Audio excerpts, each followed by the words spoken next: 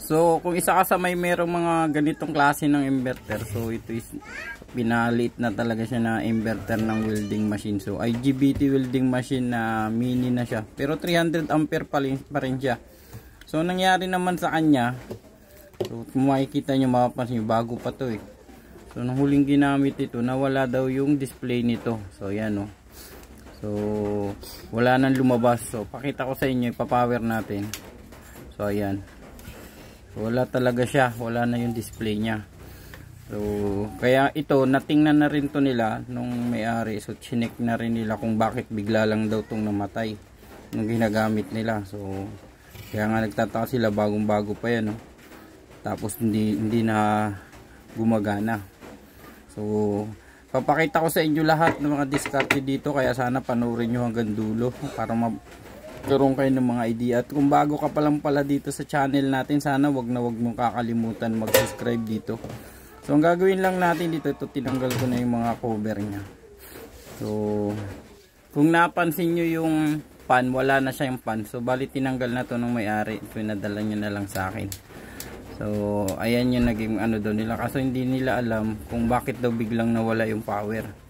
So ngayon ipapakita ko sa inyo ang unang-una nating gagawin dito. I-check natin yung switch nito. So titingnan natin yung switch nya, kung yung contact nya is ayos ba, na pumapasok ba talaga yung dalawang ano, kasi ano siya, dual siya. So tingnan natin yan. Gawin nyo, kung meron kayong tester, so iset nyo siya ng resistance yung pinakamababa para pag ginikit nyo, tutunog yan siya. So dito ang gagawin natin lang naman, dapat makita natin na gumana to. So i-on natin yung kanyang switch. So napansin nyo yun, tumunog siya. So sa baba, so yun, gumana rin.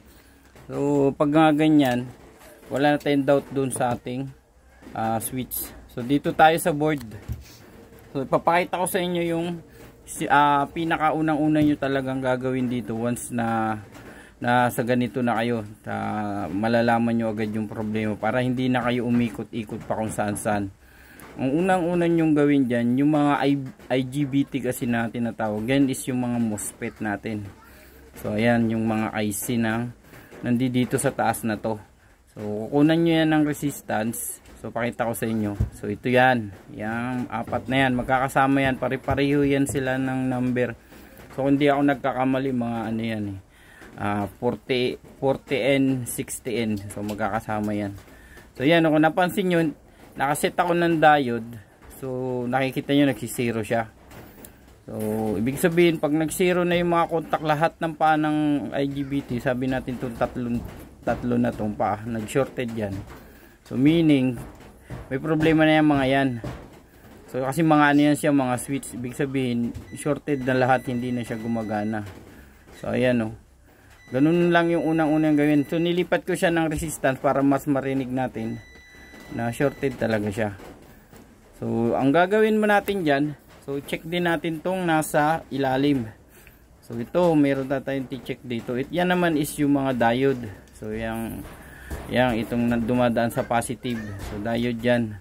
So dapat yan, wala tayong ma-reading na ano dyan. Kung diode lang yan, diode test, normal lang na diode testing. Pero kung may mariyan, kagaya nun, may na-reading ako na nag-zero. So pwede siyang shorted. So kailangan natin i-check ng maayos. Kasi karamitan ng problema kung bakit bumibigay yung mga IGBT na MOSFET na yun. So dito galing yan sa may pinaka-positive. So meron tayo nakuhang shorted na isa doon sa diode nung kanina. Titingnan natin tong, tanggalin muna natin to. So ang idea dito, pag nagtanggal kayo, angatin nyo yung ano, yung iangat nyo siya doon sa heatsink. Kasi pa naghinang kayo ng tanggalin nyo yan, so mahihirapan kayong maghinang na tatanggalin siya, kasi yung heatsink na yan, ina-absorb nyo yung init ng ating soldering iron. Kaya parang feeling natin hirap na hirap tayo. So ngayon ito na siya, panghuli ko na tong tinanggal. So ayan, ganoon naman siya kadali. So okay na siya. So papakita ko sa inyo kung bakit ba yung sinasabi ko is shorted is sira na. Kasi minsan tayo iniisip pag may iba na pumangsyon na o gumana yung tester, iniisip agad natin na okay siya, pero hindi. Meron yan mga allowed na resistance lang na pwedeng dumaan dyan. So ayan, naka 0 siya. So nililipat ko sa tatlo niyang paa. So nakaka-reading ako ng 0. So shorted din ito. So kasi pag isa lang ang bumigay dito, lahat ito damay-damay na kasi sama-sama sila eh. So nagre-response siya ng sabay-sabay. Kaya once na isa ang ma-shorted dyan, sigurado yan lahat yan, lahat madadamay. So itong isang side okay pa siya, pero yung kabilang side ng paa wala na shorted na siya. So kailangan natin pa nagpalit kayo niyan, huwag kayong maniniguro kayo na na halimbawa isa lang ang palitan nyo kasi meron kayong naiwan pa na ayos. Ang diskarte doon, palitan nyo lahat.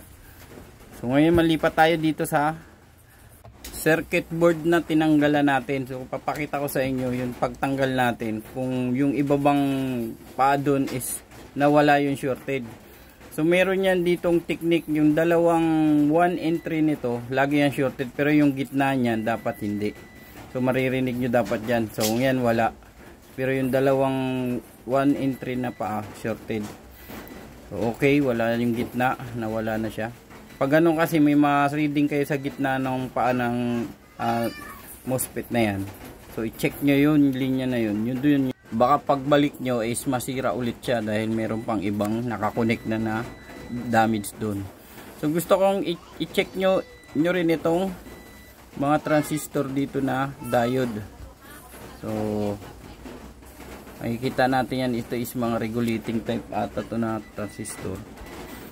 So itong una is yun, may nakuha tayong so balin siya mayroon siyang varnish kaya ang hirap niya i-check. Kaya ang gagawin natin para talagang actual natin na makita siya, kasi minsan dyan isa lang ang mga shorted dyan, lahat yan damay-damay na nga, kagaya ng sinabi ko. So unang gagawin natin, kagaya dun sa pagtanggal natin sa mga MOSFET kanina na IC, aangatin natin dyan, tatanggalin nyo dapat yan kasi mahirap nga maghinang at mahitagal lang kayo magtanggal yan once na hindi nyo inangat yung heatsink na yan. And ito na siya, natanggal ko na. So talagang kailangan ko siyang tanggalin yung board ihiga para matanggal ko yung mga screw ng transistor. So yan na siya, wala na talaga siyang nakadikit. So madali na yan tanggalin. So balik lang natin ulit yung position niya doon sa pagkan. Then bubunutin ko na yan siya. So baka nagtataka kayo bakit kailangan pa natin tanggalin to kung wala tayong nakita. So ang dabis kasi dito is para double check lang natin. Kasi once na isa lang ang maging problema dyan, para ka uling nagbalik sa 0 once na masira ulit yung ginawa mo. So ayan na siya, natanggal ko na lahat. So ito yung tatlong yun. Kasi hindi natin siya matester kanina dahil ng maayos, dahil meron siyang varnish. So kailangan natin siyang angatin talaga. So isa-isayin natin to. Ito is diode type lang ito. Ang negative pala nito is nasa gitna. Ang positive is nasa dalawang gilid. So bali nasa gitna yung negative niya. So pansinin nyo lang dyan sa tester ko. So ilalagay ko siya sa diode. So ilalagay ko sa gitna yung kanyang black. So yun, meron siyang reading sa kabila. So meron. Okay. Dito natin. Sama dulo-dulo, kailangan din to gawin nyo to. To make sure lang na walang leak yung kabila. So pag ganyan, okay siya. So lipat sa kabila, okay siya. So pagpapalitin nyo to, ilagay nyo rin to sa dulo-dulo. Kasi titingnan nyo kung may leak ba siya.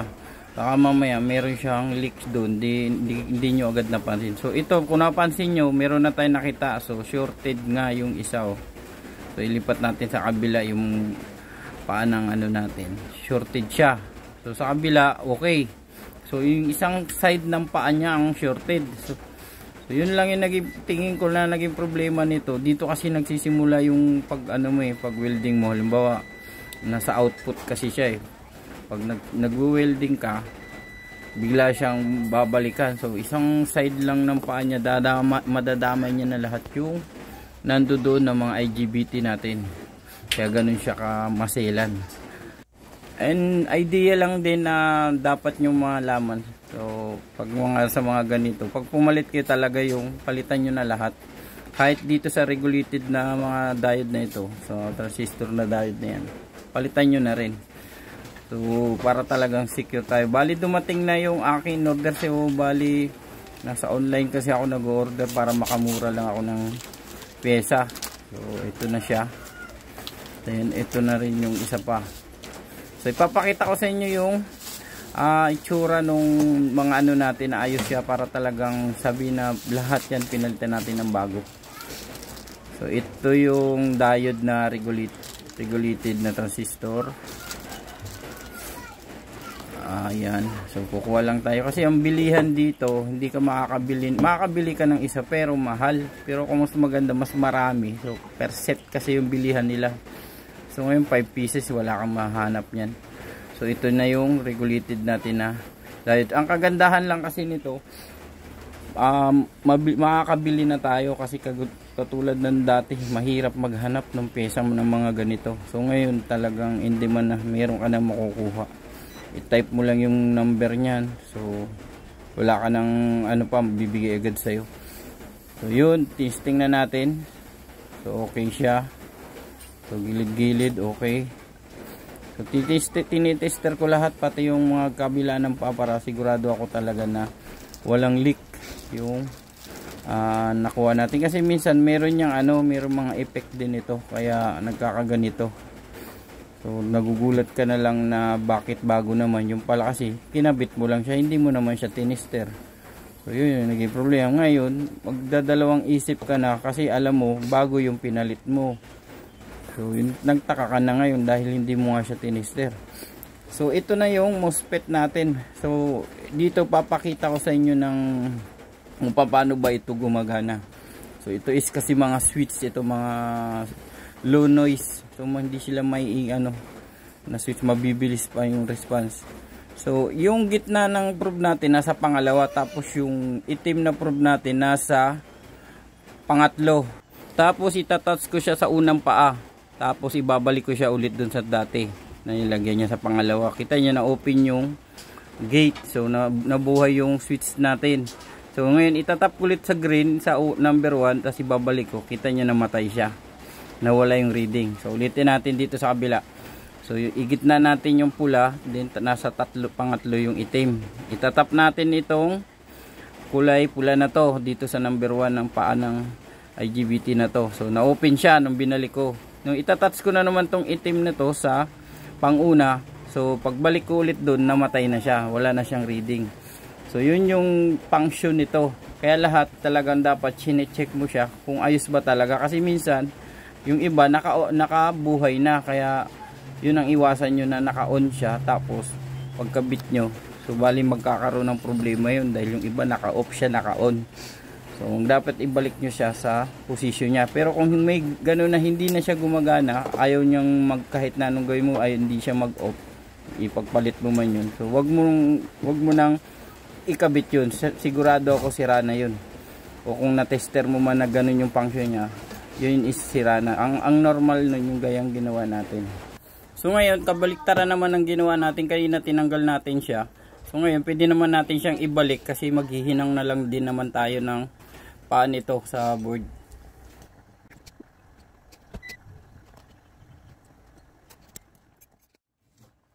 So bali lahat naikabit ko na siya. So pati yung mga MOSFET na yon. So ang gagawin mo lang dito, maghihinang na lang tayo. So simpleng-simple na lang to. Kapag pala gumagamit kayo ng mga panghinang nyo, so yung tips ko sa inyo dyan, yung pinakamanipis lang siya. So madali siya kasing hinangin, saka hindi hilaw yung pagkahinang natin dito. So madali siyang maluto. Kasi yung iba pag malaki, so mahirap din siyang lusawin ng soldering iron. Kaya minsan mapapansin mo na parang hilaw yung pagkaluto mo. So yun yung nagiging problema dyan.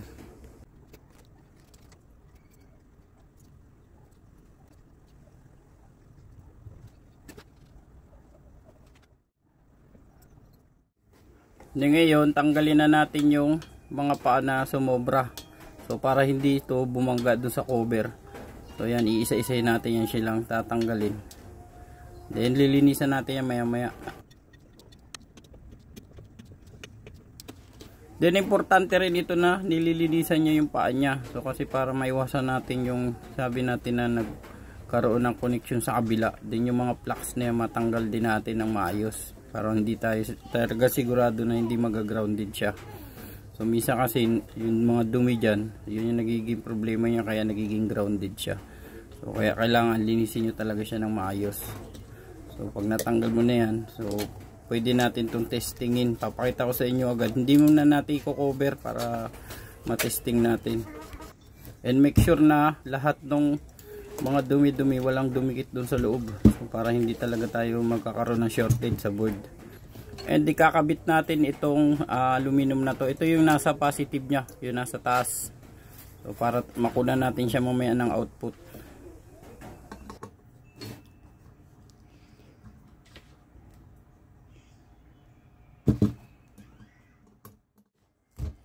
So ngayon, pwede na natin ito testingan. So make sure lang na wala siya ng dumi na naiwan. So ang gagawin ko dito, balik nyo lang muna ng off din bago nyo i-power on. So pa-plug ko na siya. So pansinin nyo yung display natin pag binuhay ko na yan. So wala pa siya ngayong pan. Ang ano lang natin is makita natin yung display. So yun, meron siyang 73. So yung 73 na yan, hindi yan voltahe, current yan. Kasi wala, ang voltahe nito nakapix na yan, siguro nasa mga 60 yan. So 670 yung napapansin ko sa ganito. So may output yan siya dyan na kahit anong i-adjust mo yung current, hindi yun magbabago. Pero bago nun, kabit natin tong blower kasi ito is naka-support dyan sa ano natin para hindi talaga siya uminit. So kakabit ko na to. So ayan na siya, naikabit na natin yung blower nya. So ayan. And then testingan natin siya, papakita ko sa inyo yung sinasabi ko ngang voltahe na hindi yun siya nagbabago. So yun yung ano nyo dyan, lagi nyo tatandaan. Pag mga single lang na adjustan, may current lang yan siya. Yung iba kasi mayroong voltahe sa current na na-adjust. So ngayon 73. So tingnan muna natin yung response nya. Pag sinagad ko sa pinakababa, ito na siya, 21 yung current nya. So pag sinagad ko naman ito ng pataas, iangat natin ng pataas, kita nyo yung response nyo. Ang ganda. So 301. So dito, testerin natin yung voltahe ngayon. Yung sinasabi ko nga na hindi yan nagbabago yung voltahe niya. So ang positive niya is nasa taas. So tingnan nyo lang dito sa ating tester para makita nyo ng maayos na yung voltahe nito is 60 lang ata ito eh. So yun nga, 60. So 60 to 61 siya. So hindi yan nagbabago. Kahit ikutin pa natin ito, itaas natin yan, 60 pa rin. So yan pa rin siya, 60, 61. So doon lang siya naglalaro. So kahit na itaas mo pa yung current na yan, yun yung ano yan, hindi talaga magbabago yan. So sana nakita niyo yung diskarte na simple lang na ginawa natin. So ito na siya. So sabi ko kayo na mayroon ka lang tester, soldering iron, saka soldering pump. So kahit di na yan papadala mo sa shop, magagawa mo yan. So tingnan natin ito siya. So i-observe pa rin natin yan siya. Yung blower natin, dapat talaga malakas itong blower na to. Kung magkaroon yan ng problema, dapat gawin nyo ng paraan kasi yan yung bumibigay ng buhay nyo. Pag sobrang init na yan, doon din yan bibitaw. So yan na siya ngayon. So asimbulan ko na ng cover niyan to para matesting natin ng actual. Papakita ko sa inyo yung pag-testing natin na gumagana talaga siya.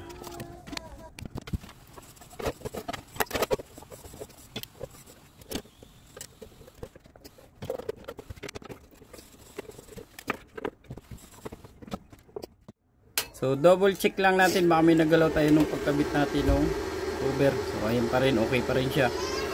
So pwede na natin itong i-testing. So papakita ko sa inyo kung paano siya gumagana. So kailangan nating malaman, dapat di magbago yung current habang mini-welding na, nag-welding tayo. So ngayon susubukan na natin yung ginawa natin na welding machine. So set ko na siya. So ayan. So kakatingin lang natin to, testingan natin kung kaya yung putulin. So weldingan natin. So ayan na. Ayan. Power natin. Ayan. Power na siya. So taas lang natin ng mga 100.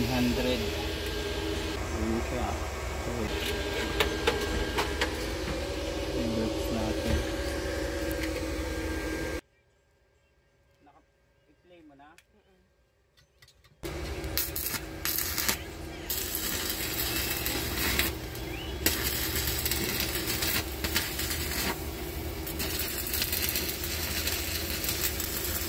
welding machine.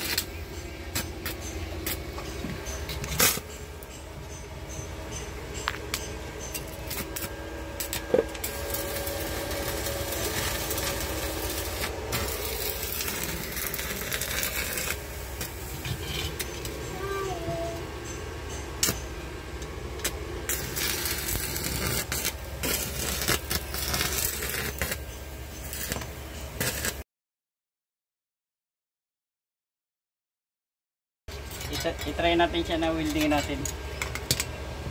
So, ito yung natin yung welding. Palawangin.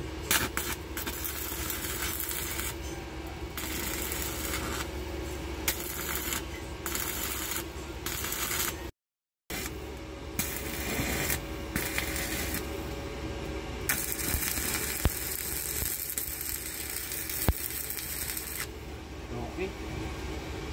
Ay.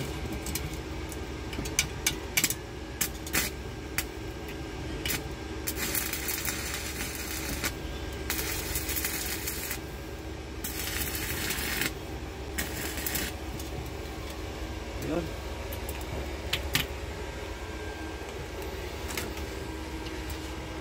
Nagpawisan ako.